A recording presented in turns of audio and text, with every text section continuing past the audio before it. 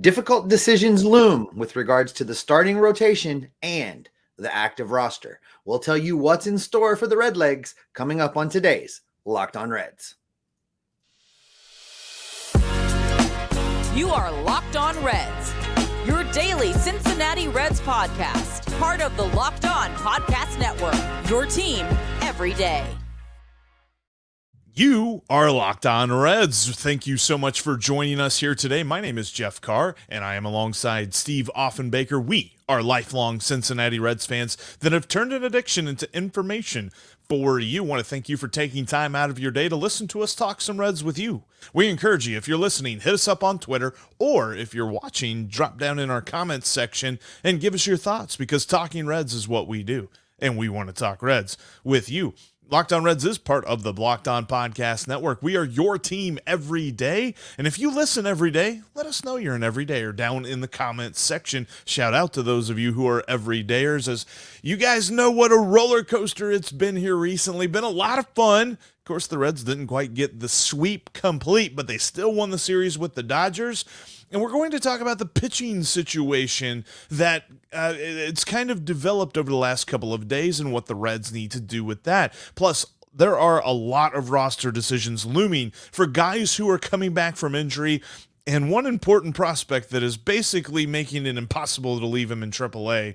We're going to tell you what we believe the Reds should do in order to make room for those players, and what kind of opportunity the Cincinnati Reds have in the city of St. Louis. Before we get to all of that, though, I want to let you know today's episode is brought to you by Game Time. Download the Game Time app today, create an account, and use promo code LOCKEDONMLB for $20 off your first purchase. Last-minute tickets, lowest price, guaranteed. And where we want to start off today here, Steve, is there's lots of decisions looming for Nick Krall, for David Bell, for the Reds front office, really, as the roster's getting churned up. But we really want to focus in on the starting rotation, because they confirmed that Hunter Greene will pitch on Sunday, and Graham Ashcraft left his start early on Thursday. How do we move forward with all of this?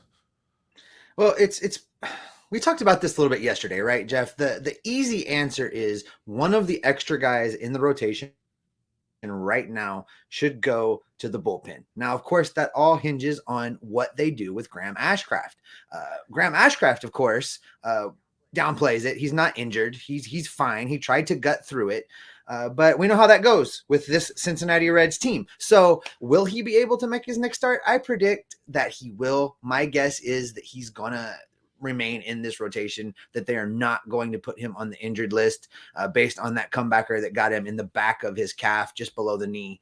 So with that being said, they're going to have to figure out who is going to leave the rotation. It comes down to two choices, I think, Jeff. It comes down to Brandon Williamson or Ben Lively. Now, when you look at those two guys, Ben Lively has probably been better, but you said this yourself. Connor Overton was good in his first few starts and then crashed back to earth. And we saw Ben Lively start to come back to earth a little bit his last time out, although he did pitch 7 innings. So for me, I think, though, the deciding factor in who goes to the bullpen is which of these pitchers has more long-term upside with the Reds, and which of these pitchers is a placeholder? Well, the answer to that question is Ben Lively is the placeholder. Brandon Williamson is looking to have a future with this team well beyond this year. So for me, the smart play would be to leave Brandon Williamson in the rotation and put Ben Lively in the bullpen as your long man, as a guy that you could have used in a day like yesterday, where Graham Ashcraft leaves early due to injury, and you need somebody to get you 3, 4, 5 innings to protect the bullpen. Ben Lively is your guy in that situation. Yeah, I think, and I don't even know that it's Ben Lively or Brandon Williamson. I think it's Ben Lively or Luke Weaver, but I still say Lively, and I think the biggest reason for that is he will be super valuable out of the bullpen. Like we talked about, even the first 2 games where the Reds ended up beating the Dodgers, but the starting pitching struggled in both of those games. If you have a game where a starter's going into the 4th inning, he's labored through the first 3 innings, probably given up a couple of runs, and you're wondering how much longer is David Bell going to keep this guy in here? If you got a guy like Ben Lively in the bullpen, you can bring him out for 2, 3, maybe even 4 innings if you need him to, and he can kind of stabilize the game while also not taxing your bullpen as much as the Reds have. So I think that it's It's partially because, yes, he's not a part of this rotation in the future, but also because of the value that he brings to the bullpen.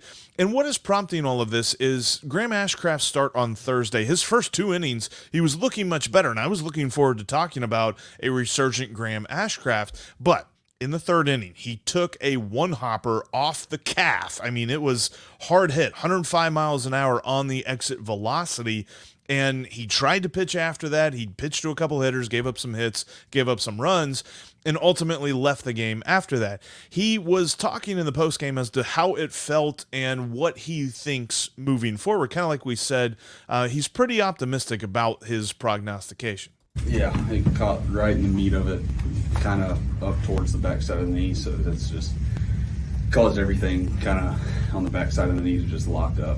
I didn't really feel it much when it came to like pitching, but the only time I'd feel it was like having to try to like go cover a bag, like jogging or like walking. It bothered me a little bit, but no, yeah, I mean, I'll be fine. This is just same thing as last time when I got hit in the hamstring. You know, it's just one of those things, 2-3 days, it'll be gone.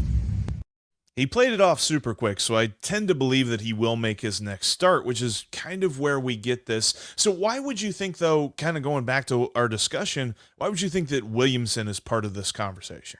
I think moving Luke Weaver to the bullpen is the front office admitting a bit of a defeat. They brought Luke Weaver in here specifically to be a starter. They paid him a little bit of money to be a starter. I know you and I questioned that at first when they did it, right? But Nick Krall, really, that's the lens that Nick Krall was looking at Weaver through. So I suspect that if you're going to remove somebody from the rotation, it's either the young guy that's struggling or the veteran you weren't expecting to do anything that has suddenly shown themselves to be a little bit successful against major league hitting. So that's why I went with those two, just because I don't feel like Nick Krall is apt to admit, I got that one wrong. He's not really a starter. We're going to move him to the bullpen.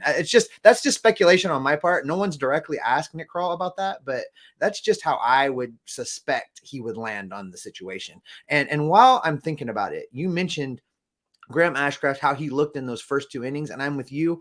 I am so upset that he didn't get to finish that out because I really thought we were going to get to have a great conversation 2 days in a row about how you were right about something. Because if you were watching how Graham Ashcraft was pitching, he was using the sinker again. He was getting that 12-6 movement on the ball, and the hitters were having a hard time with it. And that's exactly what you indicated you thought his problem was, that he was relying far too much on that sweeping side-to-side movement pitch with the slider and not using that sinker enough. And it looks like he heard you and was making the adjustment, and then it got derailed by that comebacker. And I was really bummed because you were going to get to have a little victory lap 2 days in a row. And it was really setting up the slider, too. He had nice control of the slider, dropping it in different parts of the zone, not leaving it up in the upper thirds, which is really where he's been getting killed in recent starts. But that's why it's just so annoying to me, because it was very obvious he was on his way. And I kind of mentioned this at the top of the segment, too, but Hunter Greene was confirmed. The Reds actually came out and said, yes, confirmed he's starting on Sunday.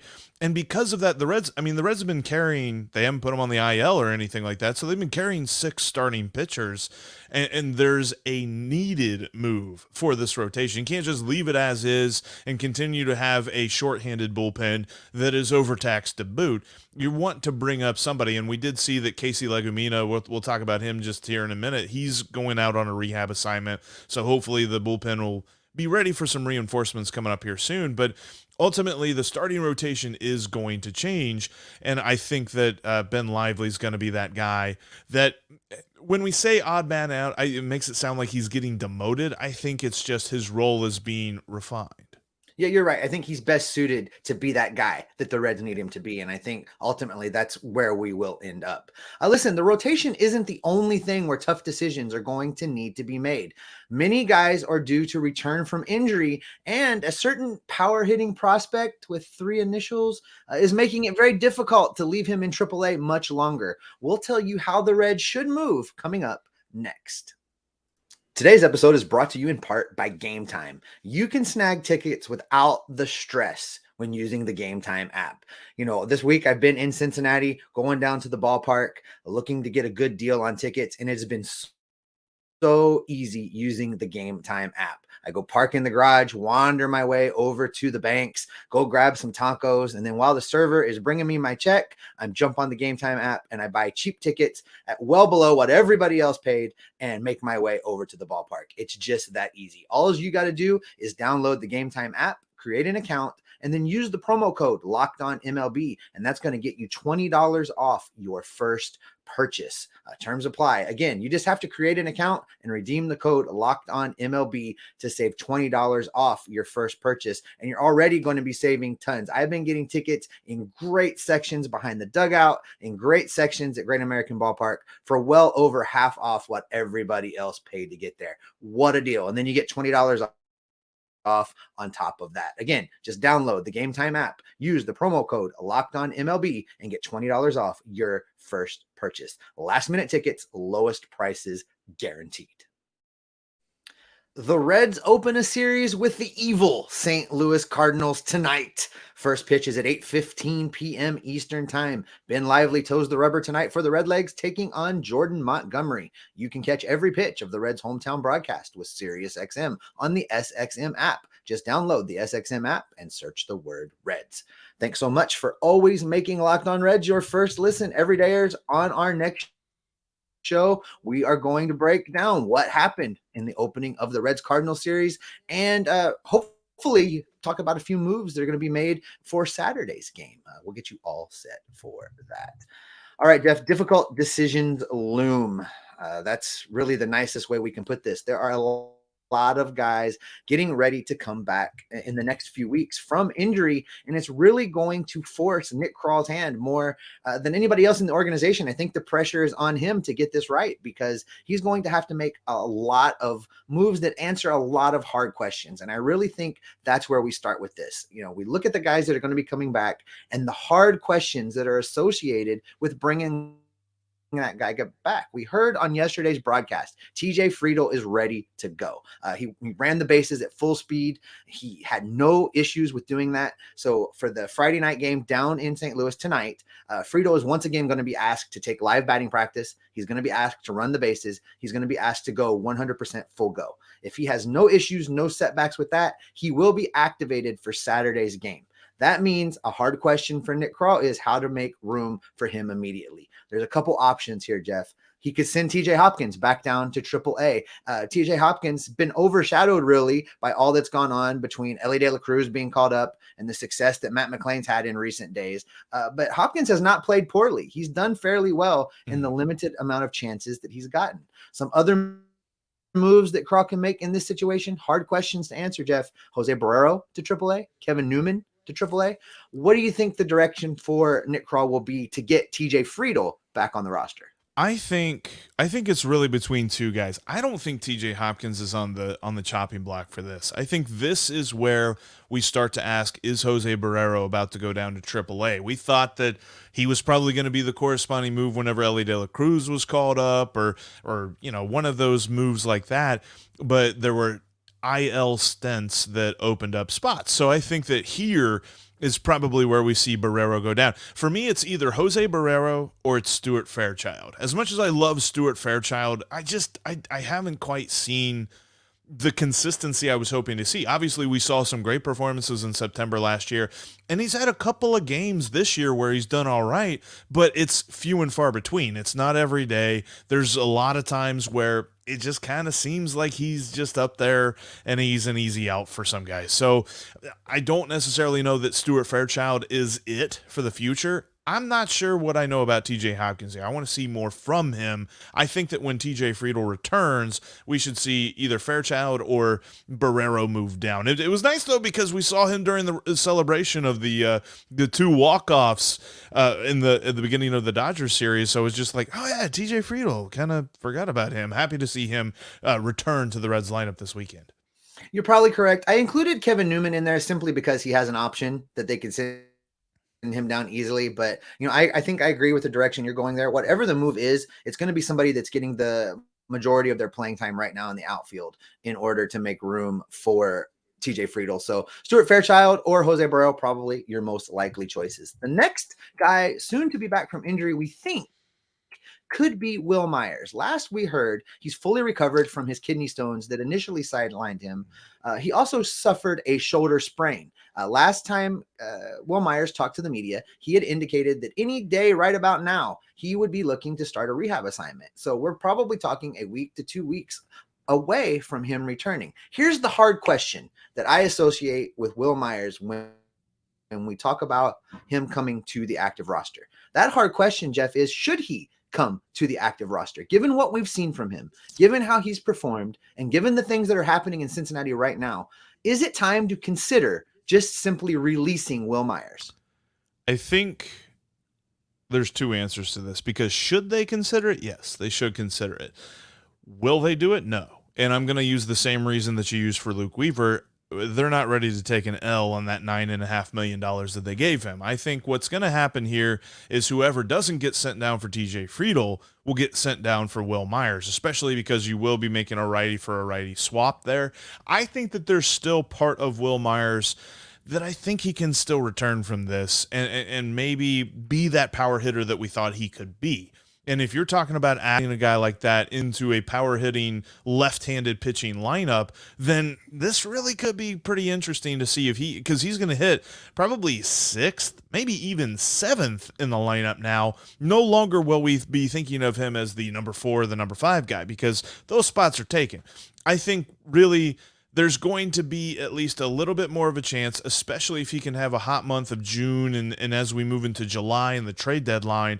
If he can catch fire, you still run the chance that they could trade him for some low-level project-type prospect, and I think that they would rather do that and still give him a shot because, look, as much as I love the idea that Stuart Fairchild can figure it out, I don't necessarily know that I would rather have him on the roster than Wil Myers at this point.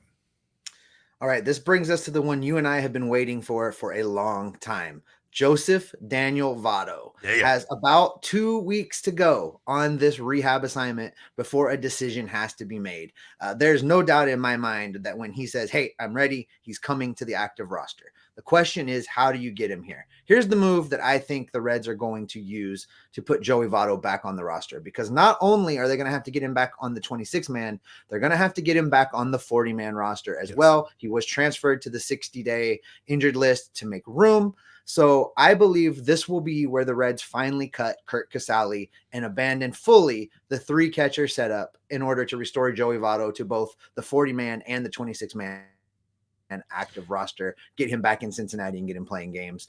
There is no room at all at first base for Tyler Stevenson to play. The Reds have abandoned that plan. As we said, he didn't play there at all in the month of May. He's only played there 6 times since the start of the season. It's time for the Reds to fully embrace the abandoning of the 3-catcher system and get Joey Votto back on the active roster. And Tyler Stevenson, I don't know that I can even be on board with him having a 50% stranglehold on the DH spot whenever Joey Votto returns, because Joey Votto is going to need DH time. Jonathan India is going to need DH time. We got a lot of guys that need to be playing DH at least a little bit to get some of the young guys into different positions and things like that. So I don't necessarily, I know for sure they can't do a 3-catcher system. That would be the easy move for me. There's an outside shot. I could see them maybe finding a trade partner for Kevin Newman. Again, it'd be for a low-level project type prospect, but possibly that could be a deal that opens up the door for Joey Votto to return.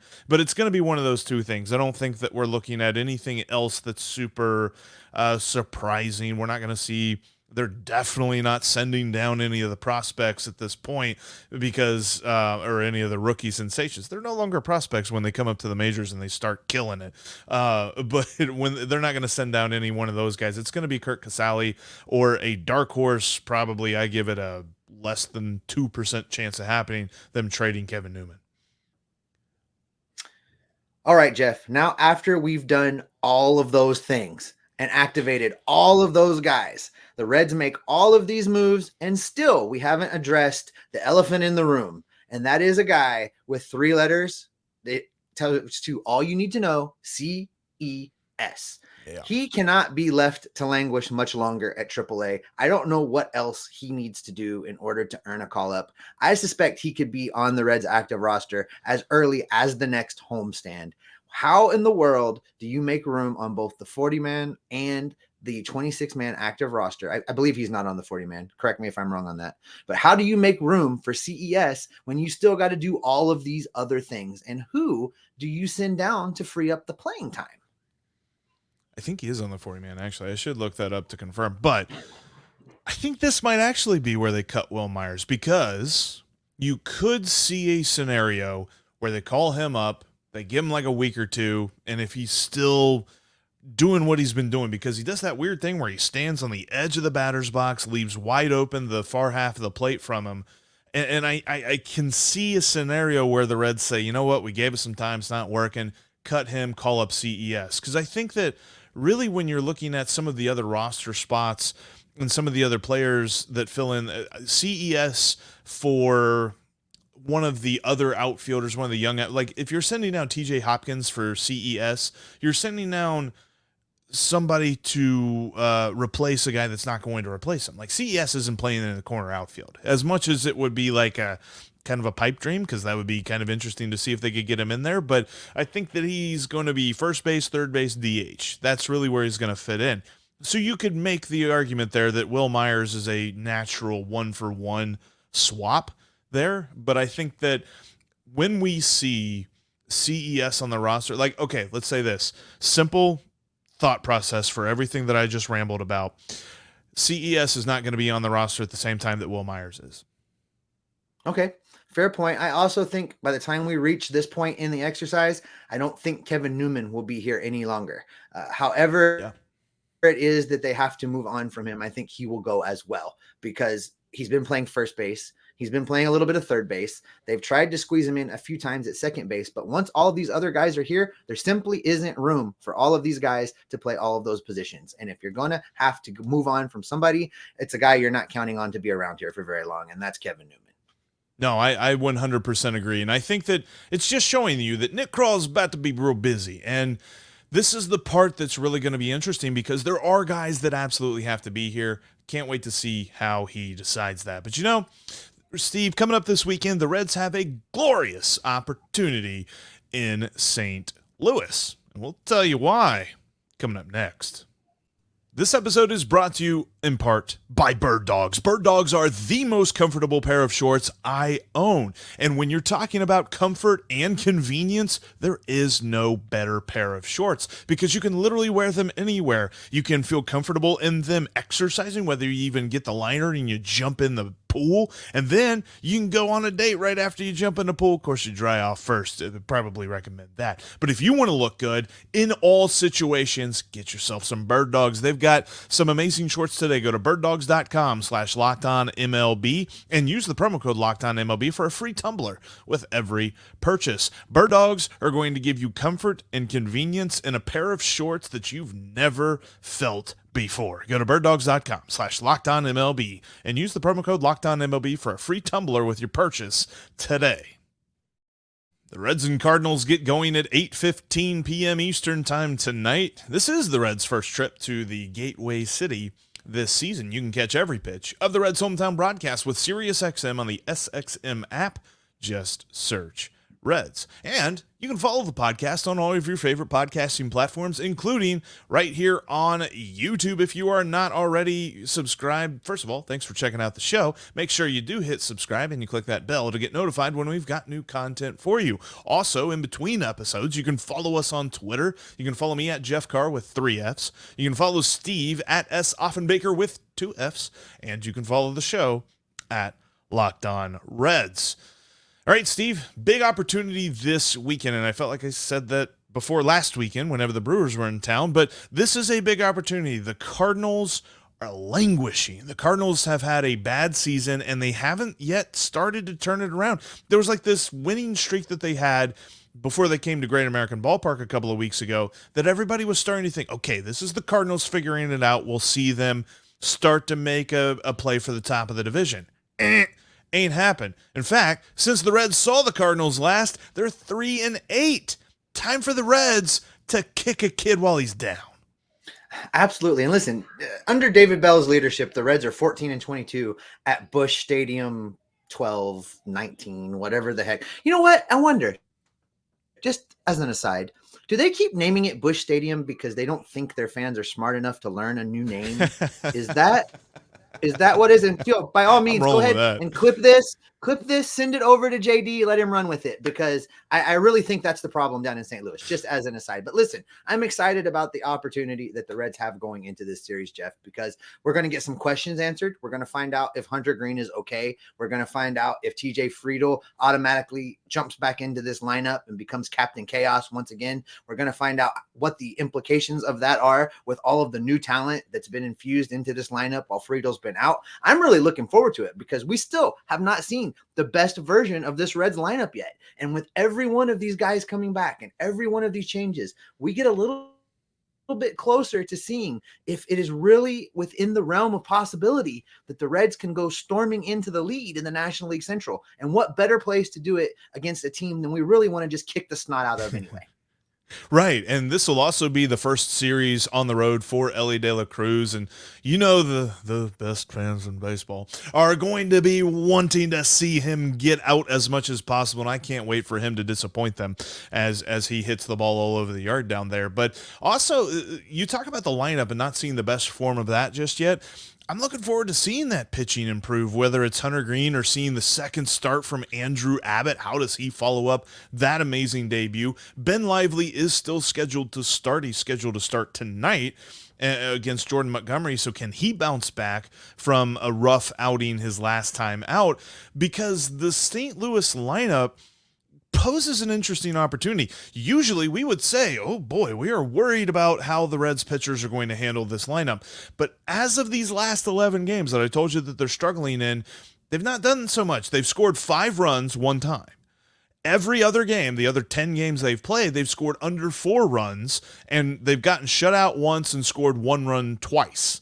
So we're talking about a team that's really down on their scoring here recently, and I think that we're going to see some good pitching performances, I hope, because it's been a run of some rough pitching performances here lately.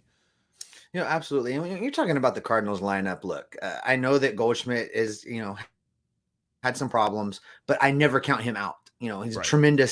He's a tremendous hitter. Never count him out. It's much like we talk about Joey Votto, right? Like, never underestimate Joey Votto. I'm just going to throw that out there, that you should never underestimate Paul Goldschmidt either. And the same holds true for Nolan Arenado, because this is a guy that can hurt you and hurt you quickly. So while I understand that we're all looking at the same numbers, we're all looking at the struggles that the Cardinals had, just as a caution to the Red starters, and I know they're all listening to us, Jeff, as you're preparing for your start, do not underestimate these guys. Do not let them beat you and build a hole that the Reds offense has to dig you out of once again.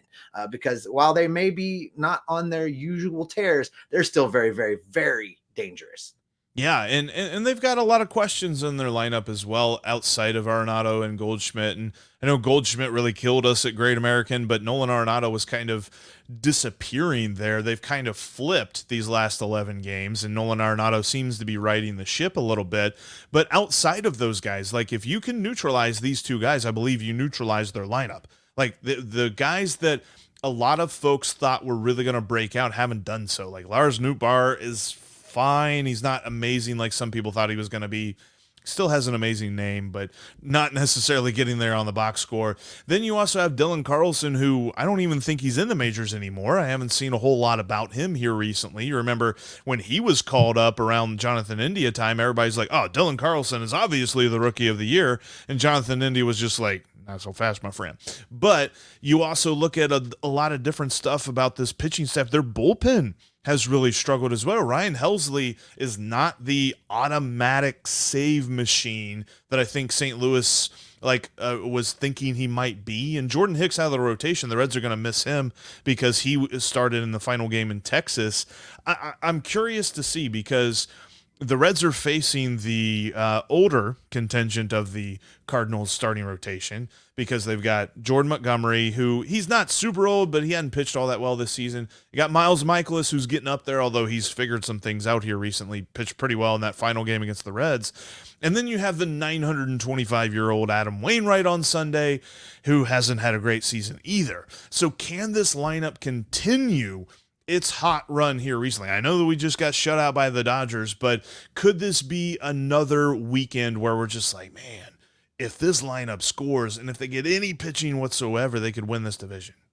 You know, regarding Adam Wainwright, I really hope that the Reds offense brings a little bit of GABP down to the Gateway City and just unloads on him because, this is his farewell tour. This is his final year in baseball. And I hope they beat him like a drum every time they see him so that when he has nightmares about the Cincinnati Reds once he retires. And I've said it before, and it's a bummer that he's hurt, and I wish he was going to be here this weekend. But if Joey Votto faces Adam Wainwright, he hits a home run, like, period. It just happens. Take that prop every time Joey faces him. Not going to face him this Sunday, so maybe Ellie De La Cruz can kind of take that role and be the I'm going to homer every time I see the old man on the mound. But looking forward to a big series here in St. Louis for the Redlegs. I'm predicting 2 out of 3. Think it's going to happen. Looking forward to talking about that on Monday.